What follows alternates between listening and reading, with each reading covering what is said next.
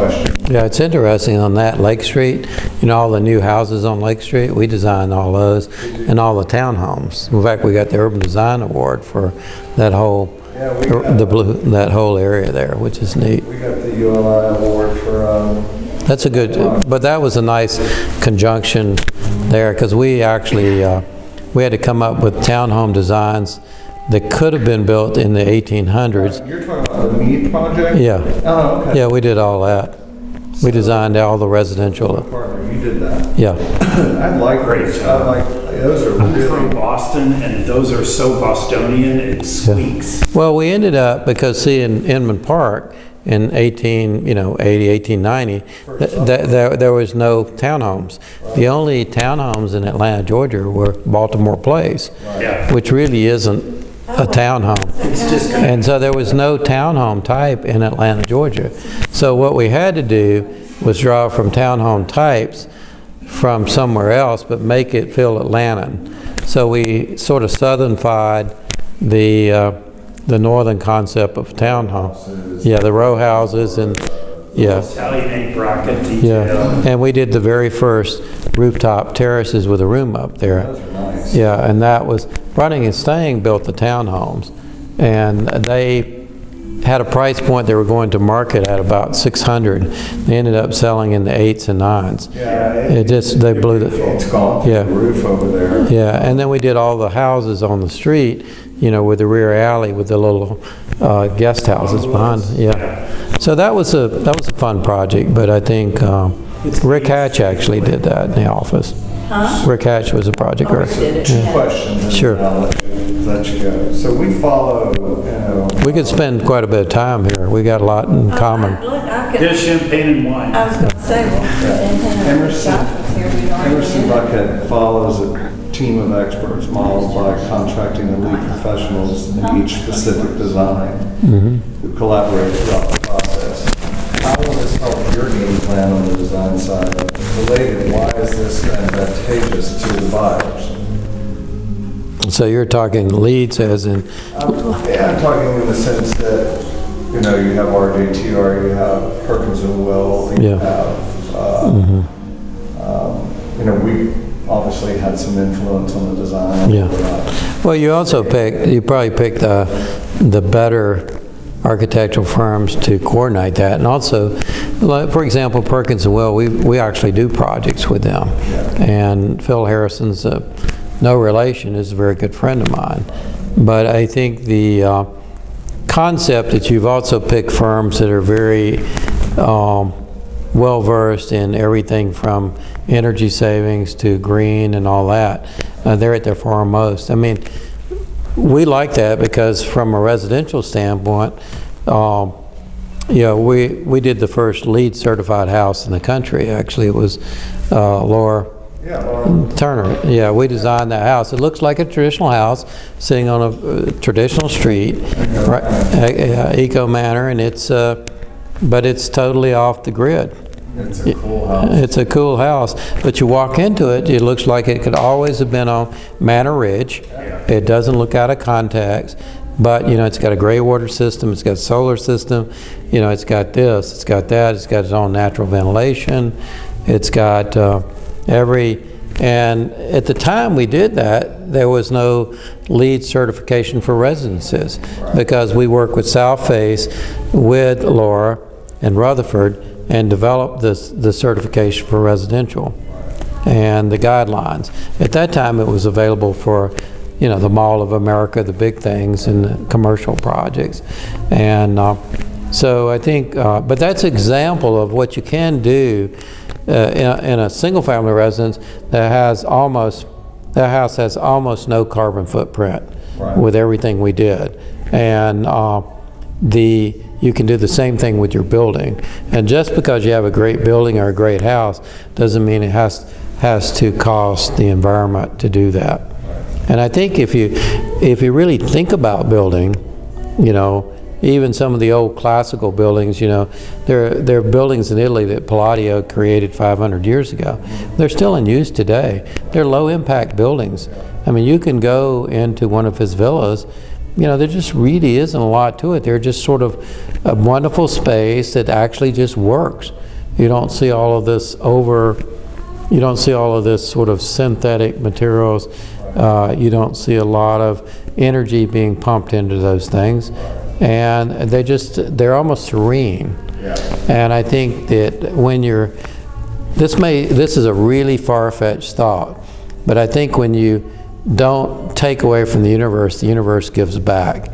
And whether you believe that or not, and whether you define it in a religion, or you define it in spirituality, or you find it in just common sense, I think that there's a lot to be said for respecting, the use of things. I'm with you there. That's a little bone of contention with my father and I, in that he's not so sure about climate change and all this stuff. And I'm like, well, you're 92. You don't really have to worry about it. and yet, in all of those years of flying, there is a stretch where you're going over the Arctic cap, and it's about 6 hours and nothing but ice. Yeah. And, I don't like to fly, so I can't sleep on the plane. So I'm sitting there 18 hours looking out the window like I've got some control issue, right? Like I can, and it just dawned on me at one point after we were about 4 hours into, just being over ice. I'm like, well, even if I survived, who the fuck's gonna come get me? Nobody. And I actually fell asleep. So with that, the last question is, who are your key influencers and how have they specifically impacted the evolution of your designs? And how could you tie that into your work at Emerson? Well, that would be interesting. I think some of my major influences start early on. I think probably the only reason I'm actually in architecture today, not in construction or development, is Andrea Palladio. Because I actually went to Georgia Tech, I graduated in 71, and I would rate 71 as a low point of architecture. I can hardly think of anything I really saw that I thought was good in the 70s. So I wandered in, I ended up in northern Italy, sailed over there, and actually walked into one of his villas. And I was just completely mesmerized because it was a really beautiful space. It was modern. I mean, the shapes were so fluid, the space flowed so well together. It had this connectivity to outside world, even though the outside world had a few embellishments like statues and things, but it was a little bit like your terraces. The column is one thing; it kind of draws you to it because it's a piece of sculpture. Granted, it's very simple, but it takes your eye from the inside out and moves you to that space. Well, he was a master at that, and so I really understood spatial transition, and really what wasn't taught to me at Georgia Tech was what are classical proportions, what are ratios, and then you start studying those, you study the human form, you study nature, and you see this repetitive nature in those proportions. And then you start to learn that those are proportions given to us. Your building has a lot of that. It has a lot of the shapes, has a lot of the right proportions. Your windows are very good, what I'd call golden mean proportions. It sounds like, it's a modern building, so what does it matter? But a lot of modern architecture doesn't respect that. That means it gets quirky and odd, and sometimes is almost meant to distract and be difficult. Because you can just do it doesn't mean you should. Right. Your building is very minimalistic, very simple, has strong sense of proportion. So in some ways, it's a very Palladian building. It's not a Italianate villa, but it has the sensibilities of a really a building that survived 500 years. Your building can survive 500 years because it has that kind of sensibility. So that's a strong influence. I think what's cool about it is that, and I learned this probably mostly from my father, and that one of the things that's incredibly important, I think, is that you don't look at a building and go, oh yeah, that was 2017. Yeah. That was built in 2017. Yeah. Yeah. And, you know, this building, you're not, I mean. The great buildings are. 30 to 40 years, you're not going to be able to put a timetable onto when this building was built and when, you know, because we avoid things like that. Well, the most important thing you can give to architecture people is a timeless quality, Right. because then it's judged on its essence, Right. not the style. And if architecture becomes style, yeah, if architecture's become style, you might well be a hairdresser. I mean, it's really pointless. And I think probably next would be my next major influence would be Sir Edwin Lutyens would probably be next. And so when I look at his work, and I've traveled all over the world, I got back recently. Well, you've obviously been to New Delhi and the Viceroy's Palace, the presidential. I mean, you look at Baker's work and you look at the Viceroy's Palace and you compare the two. I mean, there is no comparison. Yeah. I mean, the Viceroy's Palace, I think, is probably one of the finest municipal buildings in the world. I mean, you go to that, I mean, his integration of classicism and strong proportions and integrity, and then combined with the Mughal and Hindu influence architecturally and the culture. He took their culture and made it, it's hard to describe what he did, but it's unbelievable. But it's a culturally correct building that you can't judge that building in a time element. It could happen today, it could have happened 200 years before he did it, or at that point in time. And then you look at some of his war memorials in England, they're extraordinary. Yeah. I mean, they're the type that you can stand in front of and Take your breath away. it takes your heart. Yeah. I mean, it really takes your heart. And so, yeah, I think he's amazing. I think in the U.S., I'd probably go to H. Richardson because of his use of materials. He was his material usage in the Romanesque styles and his boldness of how he approached his craft and everything was extraordinary. I mean, he was a giant, in my opinion. Most of the people that get all the credit, yeah, that kind of stuff. But he created a whole new style of architecture for the U.S. And then after that probably would be Frank Lloyd Wright, who finally said, I'm going to throw out classicism, and I'm going to create this organic architecture, prairie style. But his work is very, very deeply rooted in classicism, even though it's very different. His classicism. Yeah, it's his interpretation. Relationship. Yeah, he's taken a language and then mastered it and then wrote his own story. Right. So I think he's extraordinary. I think probably after that I'd probably pick Louis Kahn. Yeah. Yeah, and then I actually do like. I think those are. I mean, these are towering giants, and they weren't kitschy, or they didn't do just stuff to do it. I mean, we have a project now with Frank Gehry, and we do work with him. But some of his work is really good, and some of it's really bad. I mean, his work is hit or miss because it's kind of like, Gaudi's work in Spain. His was really a craft. That he was creating these unique, sort of interesting elements that he put together. Gary's trying to do the same thing, but the computer leads him too quickly sometimes to a solution. Well, he likes to crumble up paper or drop it on. Yeah. See what direction it goes and try to recreate that through a computer. Yeah, but that's not really thoughtful. That's reactionary. Yeah. And reactionary doesn't necessarily produce good architecture.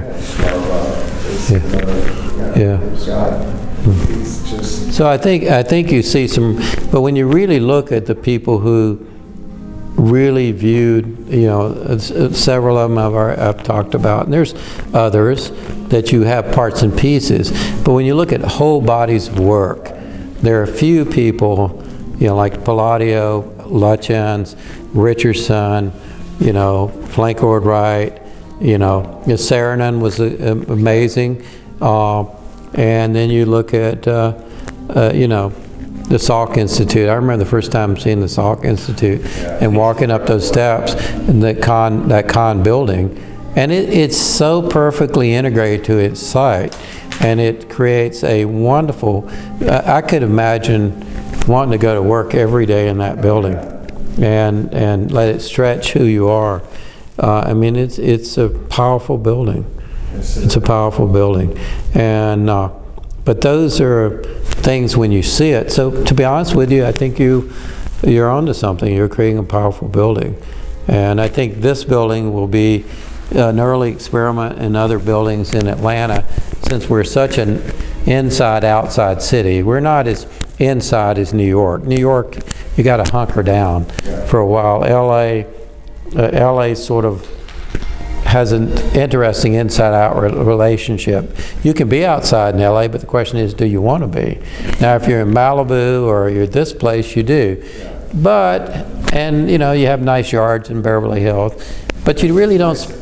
Yeah, it's nice at night, but there are a lot of areas in LA that you really don't want to be outside because of the issues. But Atlanta's, you know, when you're up in this building, the 90% of what you're going to see are trees. So you're going to be floating above this canopy of trees. I had a client that flew in from LA. She's a member of the Nassarian family. And so Daphne flew in, coming to the airport, and she gets off the plane, and she says, you know, when I was flying in, and she's an architect, you know, from USB, and she's a really great, you did a beautiful project with her in LA for her parents. And so she's coming in, she said, the city, all your lights blink. You know, it's like twinkle lights. And then she said, as she got closer, she realized it was, all the lights have trees around them, and the wind was blowing the leaves. So it looked like it was twinkling as she landed. She said, you know, she's from Iran, and she's from LA. So she's never seen that. It was like, wow. Yeah.